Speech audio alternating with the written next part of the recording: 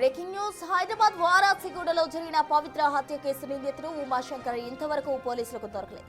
హత్య జరిగిన వెంటనే ఘటనా స్థలం నుంచి పారిపోయిన ఉమాశంకర్ కోసం పోలీసులు తీవ్రంగా గాలిస్తున్నారు. అతన్ని పట్టుకోవడానికి పోలీసులు ప్రత్యేక బృందాలు రంగంలోకి దించారు. ఉమాశంకర్ తన సెల్ ఫోన్ హత్యకు ఉపయోగించిన కత్తిని ఘటనా స్థలంలోనే వదిలి వెళ్లడం దర్యాప్తుకు ఉపయోగపడుతోంది. సీసీ కెమెరా ఫుటేజ్ ఆధారంగా అతని బంధువులు, స్నేహితులు విచారించడం ద్వారా ఉమాశంకర్ ఆచూకీ కోసం ప్రయత్నిస్తున్నారు పోలీసులు. బాబుజీ నగర్ ముషీరాబాద్ దగ్గరలోనే నిందితుడు ఉన్నట్టు సీసీ కెమెరా ఫుటేజ్ ద్వారా పోలీసులు గుర్తించారు.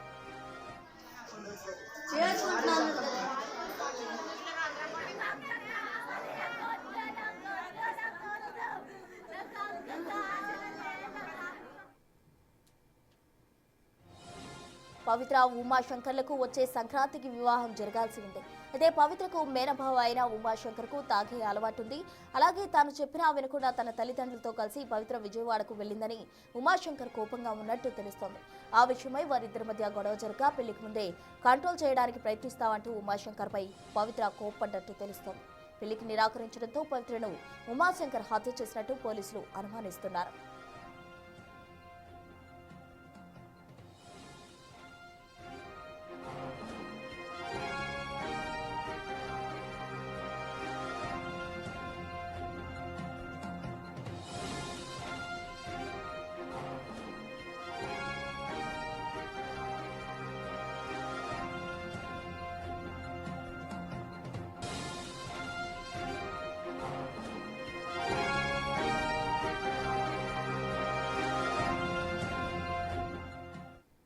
మేనగోడలు పవిత్రను హత్య చేసిన ఉమాశంకర్ ఆచూకీ కోసం పోలీసులు తీవ్రంగా గాలిస్తూ ఉన్నారు. పూర్తి వివరాలు మా ప్రతినిధి సుజాత లైవ్ ద్వారా అందిస్తారు. సుజాత, చెప్పండి, తన మాట వినకుండా వెళ్లిందనే ఆ పవిత్రను ఉమాశంకర్ హత్య చేయడం జరిగింది. అయితే అతని కోసం పోలీసులు ఇప్పటికే గాలిస్తూ ఉన్నారు. రోజులు గడుస్తూ ఉంది. మరి అతని ఆచూకీ కోసం పోలీసులు ఎన్ని టీములుగా ఏర్పడడం జరిగింది? కంప్లీట్ డీటెయిల్స్ ఏంటి?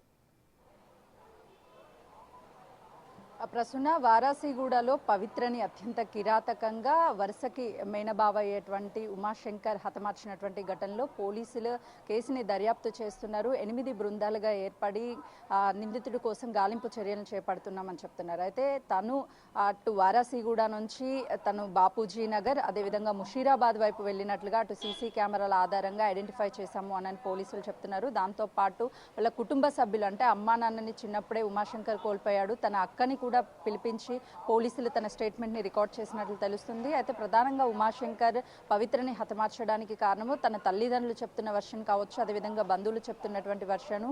పూర్తిగా ఉమాశంకర్కి అనుమానము. విజయవాడ వెళ్ళొచ్చిన తర్వాత ఉమాశంకర్ ఇంటికి వచ్చాడు, నాకు చెప్పకుండా ఎందుకు ఎందుకు వెళ్ళారు విజయవాడ అని చెప్పేసి పవిత్రని అడుగుతున్నటువంటి టైంలో లోపల ఉన్నటువంటి తల్లి వంటగదిలోకి వెళ్ళి మంచినీళ్ళు తాగుతున్నటువంటి టైంలోనే ఉమాశంకర్ తనతో తెచ్చుకున్నటువంటి కత్తితో అత్యంత కిరాతకంగా ఆ పవిత్రని గొంతు కోశాడు. ఆ తర్వాత రక్తపు మడుగుల్లో కొట్టుమిట్టాడుతున్నటువంటి పవిత్రని చూసి తల్లి హాస్పిటల్కి తరలించే లోపే మృతి చెందింది. అయితే ఉమాశంకర్ వెంటనే అక్కడి నుంచి పరారీ అయ్యాడు. లోపలికి వెళ్తున్నటువంటి టైంలో కూడా చుట్టుపక్కల ఎవరూ లేరు. అదేవిధంగా ఉమాశంకర్ పరారీ అవుతున్నటువంటి టైంలో కూడా చుట్టుపక్కల ఎవరూ లేకపోవడంతోనే తనని పట్టుకోలేకపోయాము అని చెప్పేసి తన బంధువులు అదేవిధంగా అక్కడ ఉన్నటువంటి వాళ్ళు చెప్తున్నారు. పోలీసులు మాత్రము తన కోసం 8 బృందాలుగా డివైడ్ అయ్యి సీసీ కెమెరాల ఆధారంగా ముషీరాబాద్లో తన చివరిగా ఉన్నటువంటి ప్లేస్ సీసీ కెమెరాలో చూపిస్తుందని చెప్తున్నారు. తను చాలా తెలివిగా తనతో మొబైల్ కూడా క్యారీ చేయకుండా అక్కడే మొబైల్ వదిలేసి వెళ్ళాడు కాబట్టి మొబైల్ సిగ్నల్గా తనని ఐడెంటిఫై చేయలేకపోతున్నామని చెప్తున్నారు. కానీ మనకి ఆఫ్ ద రికార్డ్ అందుతున్నటువంటి సమాచారము, నిన్న